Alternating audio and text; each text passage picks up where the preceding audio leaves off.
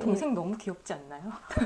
다른 얘기인데. 너무 귀여워. 어떻게 그런 캐릭터를. 그리고 진짜 그래 갑자기 동생 걔 너무 귀여웠어요. 동생이 약간 현자 같은 느낌이. 내 말이. 귀여운 현자? 그러니까. 네. 진짜. 네. 여러분 그 영화 그 동생을 꼭 네, 집중해서 뼈 보시기 때리는 바래요. 말을 동생이 많이 그럼 해요. 누구랑 놀아? 네. 그죠? 막, 있어요. 막 맞아요. 그런 애들 불러다가 삼중주를 시키고 오케스트라 뭐 정말 재수 없다. 써- 진짜 왕 짜증 난다 정말. 저는 청소시키고 막 그랬어요. 왜냐하면 교사들도 저는 이거를 언제 알았냐면 코로나 때 알았거든요. 코로나 때 많은 게 다 이렇게 그 뭐라 그러죠? 방송 수업으로 바뀌면서 이 기계가 없는 아이들이 있다는 걸 알게 됐어요.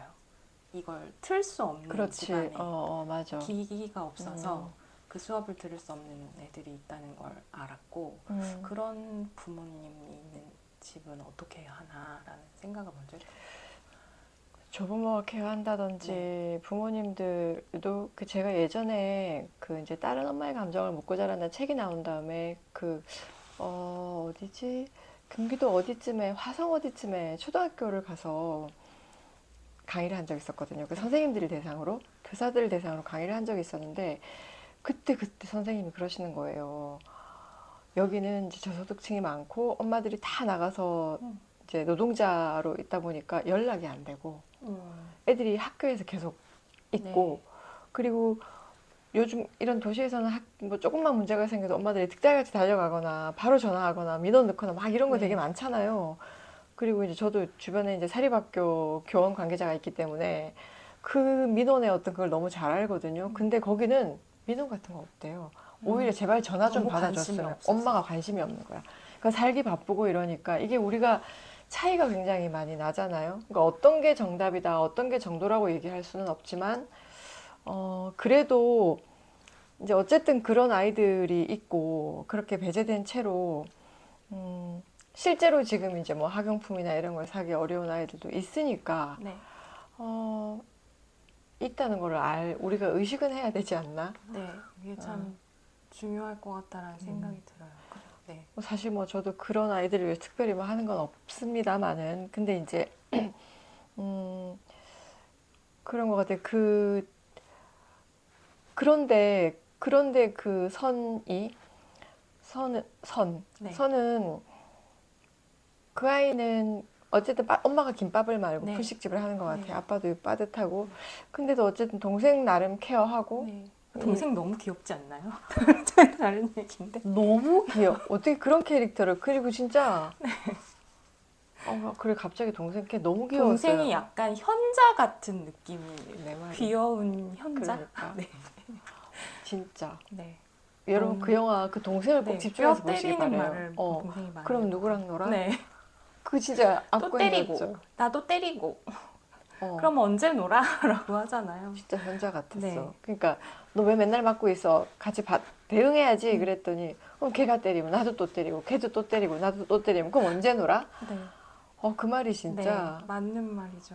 네. 그리고 진짜 걔는 거기서 현자 같은 느낌이긴 나는 했어요.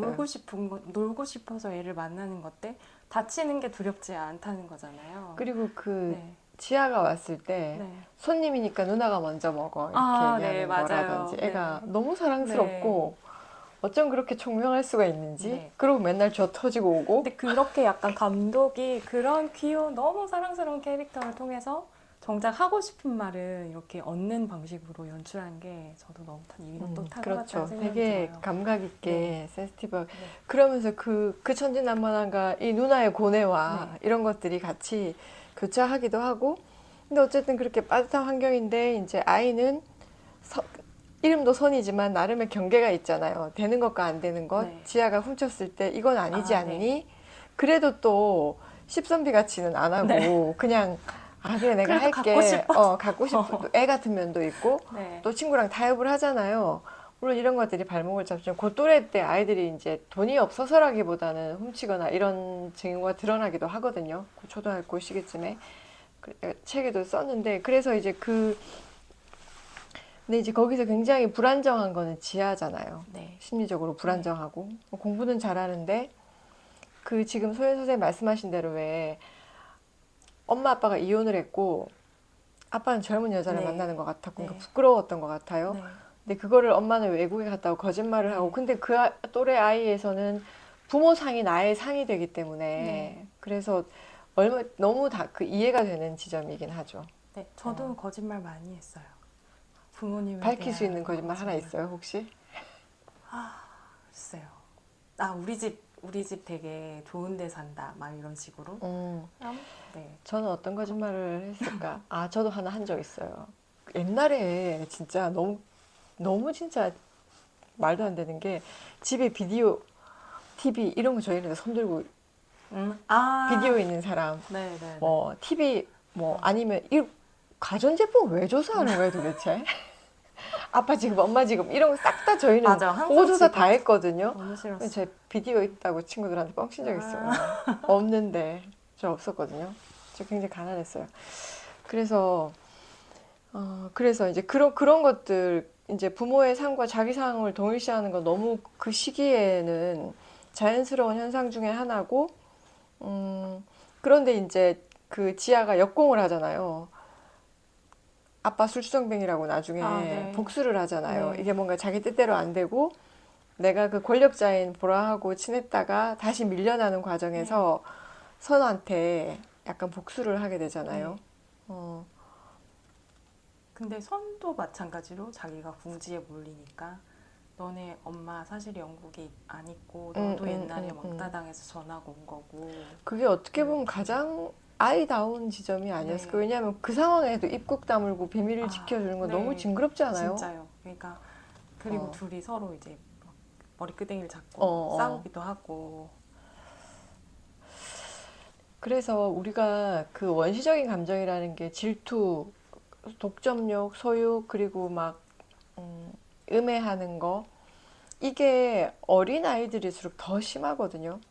어른들은 통제하고 어떤 면에서 그거를 이제 억제하고 그러니까 더 교묘하게 이제 드러낸다면 애들은 그런 원시적인 사실 그 지아나 보라나 그 선의 어떤 친구 관계 역동을 보면 꽤 그런 것들이 적나라하게 네. 드러나는 게 그 아이들이 문제가 있어서가 아니라 우리가 다 가지고 있는 본질적인 요소들이고 이게 어릴수록 훨씬 더 이게 적나라한 지점이 있고 그리고 어떤 면에서 정말 그 학교 현장이라는 게 친구 관계라는 게 좀 극단적으로 표현하면 정말 야생의 어떻게 보면 정글인 거잖아요. 네. 살아남아야 되는 맞아. 내가 오늘의 친구를 네. 지켜내야 되고 저희 딸아이가 되게 이렇게 두루두루 친한 스타일이 아니고요. 성격이 내성적이고 딱 단착 친구 하나만 있으면 되는 애인 거예요. 이런 스타일이다 보니까 그러니까 그 친구한테 집중도가 대단해지겠죠. 네. 그러니까 왜 막 이렇게 친구를 사귀는 애들은 막 이렇게 성격 좋고 이런 애들이 있는 반면에 집중도가 대단해지니까 어떤 현상이 일어나냐면 이게 정말 정신분석적으로 제가 보기에 항상 친구를 뺏기는 거예요. 그게 왜 그러냐 하면 제가 설명을 해줬어요. 고등학교 때는. 네. 너무 괴로워하는 거예요. 네. 그러니까 친구를 뺏기는 과정에서 집착하게 되고 네. 불안이 올라오면서 애가 이제 굉장히 정신적으로 불안정해지고 제가 뭐라 그랬냐면 이 정신분석적 해석인데 사람은 질투는 언제 하냐면 네가 만약에 그 친구를 독점적으로 이렇게 애착 관계를 가지고 이 친구한테 에너지를 쏟지 않으면 이 친구가 탐나지 않았을 거다. 그 친구 눈에는. 네. 근데 우리가 나는 초밥을 이렇게 맛있게 비싼 걸 먹고 있어. 근데 저기서 김밥을 먹고 있잖아요. 김밥은 나보다 훨씬 싼 거잖아요. 근데 나는 초밥 맛이 그냥 초밥 마시고 먹고 있는데 이쪽에서 김밥을 너무 맛있게 막 짭짭거리고 먹잖아요. 그럼 갑자기 초밥이 먹기 싫어. 그리고 저 김밥을 뺏어 먹고 싶은 거예요. 이게 사람의 메커니즘이거든요. 그래서 제가 그걸 설명했어요. 그 친구가 하찮다는 게 아니라 네가 뭐를 너무 맛있게 먹고 있으면 그냥 사람은 가서 그거를 뺏고 싶어지는 거야. 그러니까 네가 너무 한 사람에게 집중해서 올인하면 자꾸 사람들 눈에 띄어. 네. 저기 뭐가 있구나. 쟤한테 뭐가 있네? 근데 너를 빼앗아가는 게 아니라 그쵸. 네가 탐닉하고 네. 있는 그 친구를 갖고 싶어 하는 거야. 그거 알아듣더라고요. 이제 고등학생쯤 되니까 제가 그 비유를 해주니까 알아듣고 조금 이제 그때부터는 자기 어떤 그 조절 이런 걸 하더라고요. 맞는 것 같아요. 되게 현실적인 조언이에요. 현실적이죠. 그리고 이해가 되시죠? 네. 그런 뭐 메커니즘이 많아요. 근데 뭐 어, 친구를 어떻게 해야지 네. 뭐 이게 정신분석이거든요. 그래서 그 무의식적인 메커니즘. 어, 그래서 뭐 네가 너무 한 사람한테 집착하는 거, 네가 아직도 뭔가 너무 애착 문제가 있고 이렇게 계속 접근하면 답도 끝도 없고요. 그렇게 따지면 우리가 문제에 안 걸리는 사람은 없어요. 이걸 이제 구조적으로 보는 거죠. 구조적으로 보고 어떤 무의식의 어떤 메커니즘과 우리가 어떤 쾌락과 만족 이런 거 차원을 봤을 때 막 친구가 그렇게 여러 명이 있어도 저 뭐지? 네. 쟤 뭔데 맨날 저렇게 탁 음, 붙어가지고 그러면서 이제 시선이 이쪽으로 끌기 시작하는 거죠. 그래서 얘가 친구를 여러 번 잃었어요. 어, 전 그리고 그 선과 지아가 그 서로의 약점을 얘기하는 타이밍이 너무 되게 아름답게 와닿았는데요. 그때 좀 되게 가까워졌던 것 같아요. 지아가 나 사실 할머니랑 사는 이유가 엄마 아빠가 1학년 때 이혼해서였고 엄마는 영국 뭐 엄마는 따로 살고 안 본지 오래됐다 나를 안 보려고 한다. 그리고 바닷가에 가기로 했는데 안 갔고 뭐 근데 선이 거기에 공감을 하죠. 되게 자기와 동질적인 부분을 연결시키려고 하는 부분. 나도 바다 못 갔는데 막 이렇게 얘기하고 그러니까 이게 네, 여성적인 네, 사실은 굉장히 여성적인 그 네, 공감이나 네, 관계를 어쨌든 사람을 관계를 수용하는 그 네, 특성을 선은 가지고 있고 네, 굉장히 성숙한 어떤 포인트잖아요. 맞아요. 그리고 우리가 함께 맞아요. 동질적 요소를 네, 가지면서 이 친구와 연대하고 연결하려고 하는 굉장히 성숙한 요소. 네, 그리고 저는 사실 친구랑 속 얘기를 한 게 고등학생 돼서 한 것 같거든요. 네. 저도 어떤 그랬던 어린 것 시절의 같아요. 아픔이나 네, 뭐 가정 환경의 부끄러움이라던가 이런 거를 고등학교 때 친구랑 이제 고등학생쯤 돼서 이렇게 진짜 자면서 두런두런 나눴던 거 같고 그전에 사실 그러지는 그 정도로 저는 성숙하진 않았던 것 같아요. 그런 경험이 있으세요? 저는 주로 학교 친구들이랑은 약간 학교 친구들에서 저 약간 같이 밥 먹으래 없는 애 그리고 같이 줄 서서 가래 없는 애였고 오히려 저는 교회를 다녔거든요 옛날에 그래서 토요일만 기다렸던 것 같아요 교회에 가려고 네 거기서 이제 위안을 많이 그 얻었죠 여기서 영화에서도 학원이 또 하나의 아이들의 아 맞아요 어떤 그 친구 네 관계의 네 또 메카가 학교 되잖아요. 외에 학교 네 외에. 그러니까 이게 학교에서 막 버티다가 학원 같은 친구가 있는 아이가 네, 있고 근데 사실 선이 친구가 없는 거잖아요. 지금 네, 첫 장면이 상당히 좀 디테일하게 네, 아이의 어떤 멋쩍음과 어떻게 해야 될지를 모르는 이런 네, 장면들이 잘 부각이 되는데 어, 그 친구가 없는 아이치고 되게 단단하잖아요, 네. 선은. 근데 실제로 그 친구가 없고 혹은 짝꿍이 없거나 어디 같이 이동할 때 그거는 그 스트레스 그리고 그 불안정을 그래서 애들이 학교 안 가겠다고 버티는 애들 되게 많거든요. 아, 그럴 것 같아요. 저도 진짜 가기 싫었어요. 어, 그리고 그, 그 애들의 그 권력 관계를 음, 음, 선생님도 기가 막히게 포착을 한다는 거죠. 제가 기억하기로는 음, 저의 음, 학창 음. 시절에. 그래서 그 무리를 이렇게 편애하는 그렇지. 거나 그런 것도, 그거를 네, 깨트리려고 하는 사람도 있는 반면에 그 선생님마다 성향이 그죠. 네, 거기에 펜스나는 교사도 네. 있죠. 있어요. 막 맞아요. 그런 애들 불러다가 삼중주를 시키고 오케스트라 뭐 정말 이렇게 재수없다. 진짜 왕 짜증난다 정말. 저는 청소시키고 막 왜냐하면 그랬었거든요. 교사들도 다 애거든요. 왜냐하면 제가 학교에 있으면서 선생님들 상담도 했었는데 똑같아요 애들하고.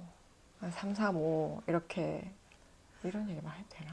저는 공립이었고 이제 그 선생님은 응. 다 뭐 이제 죽었을 수도 있겠다. 근데 이제 너무 싫었던 게 아버지 뭐 하시노를 정말 집요하게 물어봤던 것 같아요.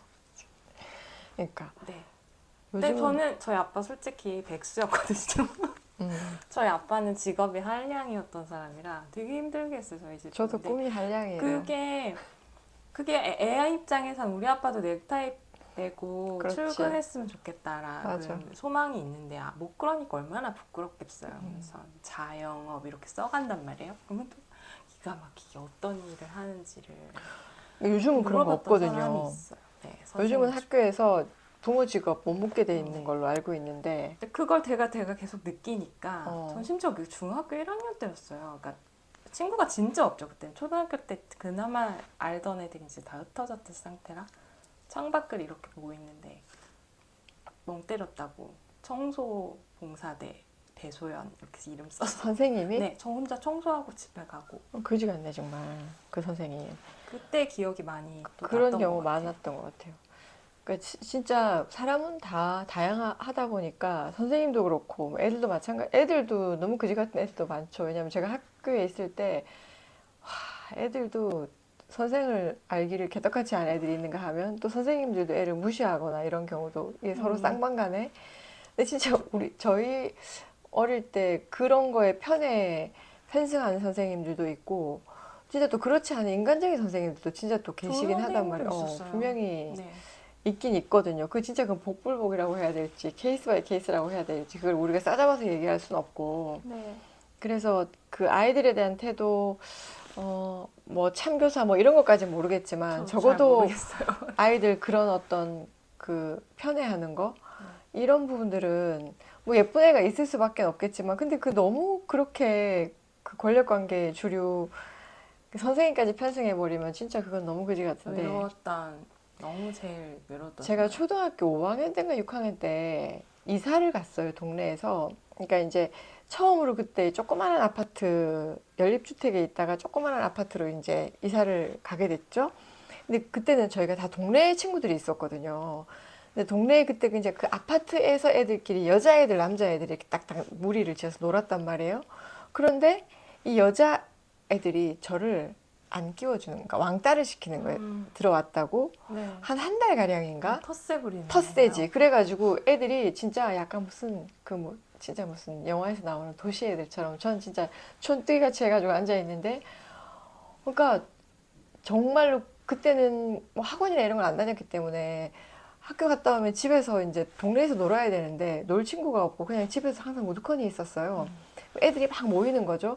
제 남동생이 있어서 남동생은 남자애들은요 축구를 시켜보는 거예요.